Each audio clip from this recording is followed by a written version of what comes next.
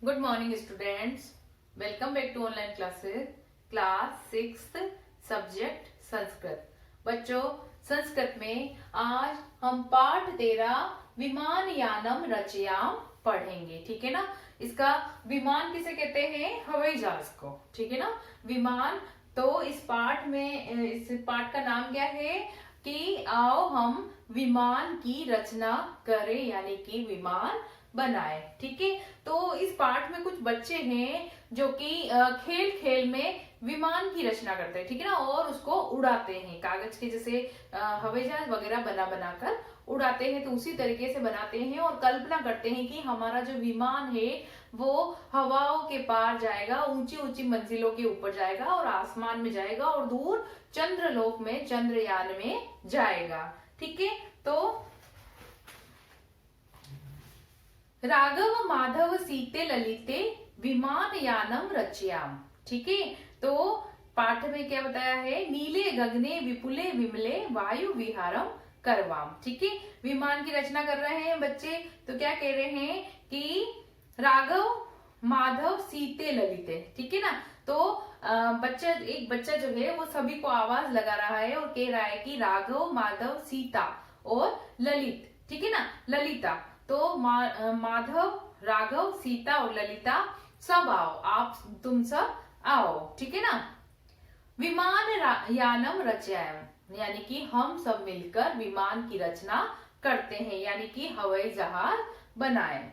नीले नीले गगने विपुले विमले वायु विहारम करवाम। ठीक है। नीले गगने यानी कि नीले गगन में, नीले आसमान में, विपुले विमले, विपुले विमले यानी कि विशाल, विपुल यानी विशाल और विमल यानी कि निर्मल, स्वच्छ, स्वच्छ आसमान में वायु विहारम करवाम, यानी कि वायु विहार करे, यानी हवा में सफर करें। ठीक है। तो सभी मित्रों को बुलाते हैं और कहते हैं कि सब आओ, हम सब मिलकर एक विमान की रचना करें। वह हमारा जो विमान है वो कहाँ जाएगा? नीले आसमान में जाएगा और इस विशाल बड़े से आसमान में और निर्मल यानी कि स्वच्छ आसमान में वह विचरण करेगा।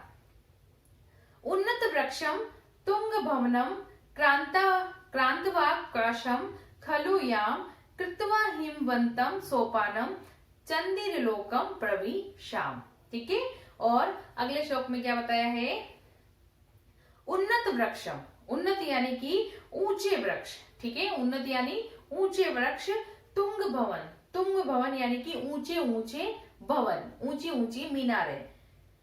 क्रांतवाकाशम खलु याम। ठीक है। क्रांतवा यानी कि पार करके। तो ऊंचे ऊंचे वृक्षों को और ऊंचे ऊंचे भवनों को पार करके हमारा विमान कहाँ जाएगा? ठीक है।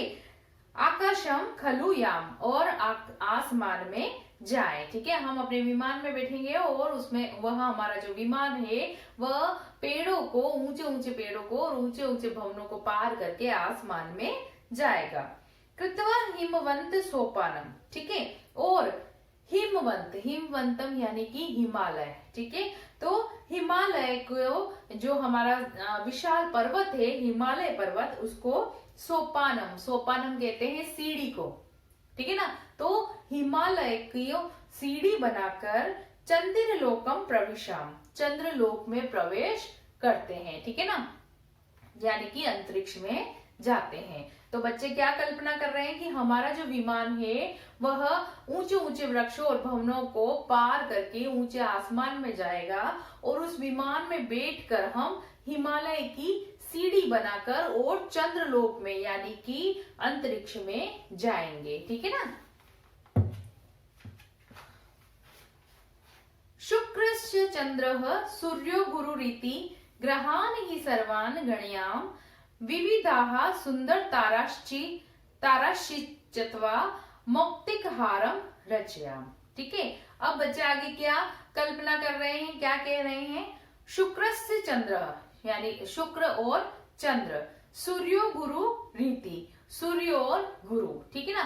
तो जैसे कि हमारा ब्रह्मांड है, तो ब्रह्मांड में सूर्य है और इसके अलावा जो है 8 ग्रह है। ठीक है। जैसे कि बुध है, फिर शुक्र है, फिर मंगल है, बुध है, शुक्र है, फिर पृथ्वी है, फिर मंगल, बृहस्पति, और शनि, फिर अरुण, वरुण, इस तरीके से ग्रह है। तो बच्चे क्या कह रहे हैं कि शुक्र ग्रह, चंद्र, सूर्य और गुरु यानी बृहस्पति ग्रह, ग्रहान सभी ग्रहों को, ठीक है ना, सभी ग्रहों को सर्वान गणयाम, हम सब गिने, ठीक है। हम उस विमान में बैठकर जाएंगे और एक एक करके सभी ग्रहों को हम गिनेंगे, ठीक है ना, उनकी गणना करेंगे।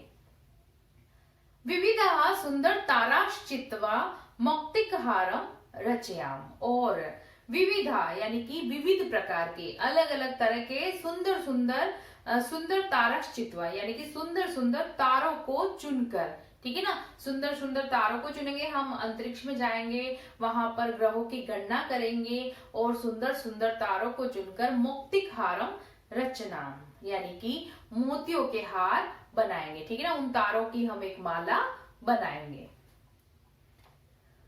अम्बुदमालाम अंबरभूषाम आदायेव ही प्रतियाम दुखित पीड़ित कृषिक जनानाम ग्रहेषु हर्षम जनयाम, ठीक है। अब बच्चे इस श्लोक में क्या कह रहे हैं कि अम्बुदमालाम, अम्बु कहते हैं बादल को, ठीक है ना, तो बादलों की माला को, ठीक है, बच्चे कह रहे हैं कि बादलों की माला को अंबरभूषाम, और जो आकाश की शोभा है, आकाश का जो आभूषण है, कौन, बादलों की माला, ठीक है। तो बच्चे कह रहे हैं कि आकाश की शोभा बढ़ाने वाला जो आभूषण है, जो बादलों की माला है, आदायेव ही प्रतियाम, आदायाम यानी कि लेकर, ठीक है ना, आदायेव यानी कि लेकर ही प्रतियाम यानी लौटेंगे। तो हम आसमान में जाएंगे और आसमान की शोभा बढ़ाने वाले बादलों की मालाओं को लेकर हम वापस आएंगे, ठीक है ना, यानी कि अपने साथ बादलों को भी लाएंगे।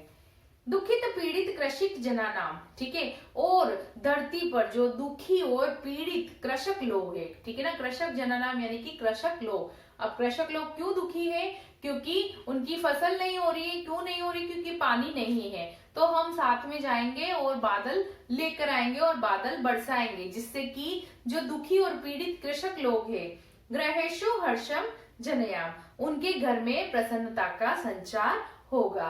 किसान जो होते हैं उनके घरों में प्रसन्नता कब आती है, जब उनके खेत लहलहाते हैं, ठीक है, और उनके खेत कब लहलाएंगे, जब अच्छी बारिश होगी। तो बच्चे क्या कह रहे हैं कि हम अपने यान में बैठकर आसमान में जाएंगे और आसमान में जाकर हम वहां आसमान की शोभा बढ़ाने वाले बादलों को लेके आएंगे और किसान के खेतों में बरसाएंगे, जिससे कि जो दुखी और पीड़ित किसान लोग हैं उनके घरों में खुशियां आएगी, ठीक है।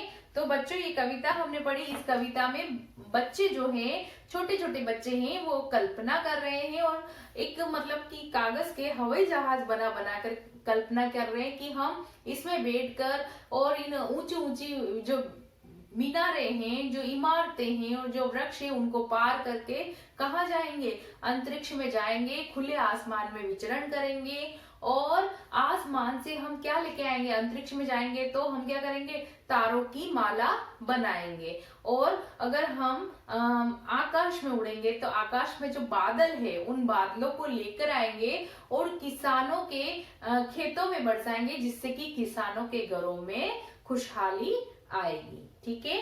तो बच्चों ये कविता आप भी पढ़िए एक बार, ठीक है, और इसके शब्दार्थ और इसके प्रश्न उत्तर, ठीक है, प्रश्न उत्तर जो पेज संख्या 149 पे दिए गए हैं, ठीक है। तो ये प्रश्न उत्तर, अभ्यास के प्रश्न उत्तर अपनी कॉपी में कीजिए, ठीक है बच्चों।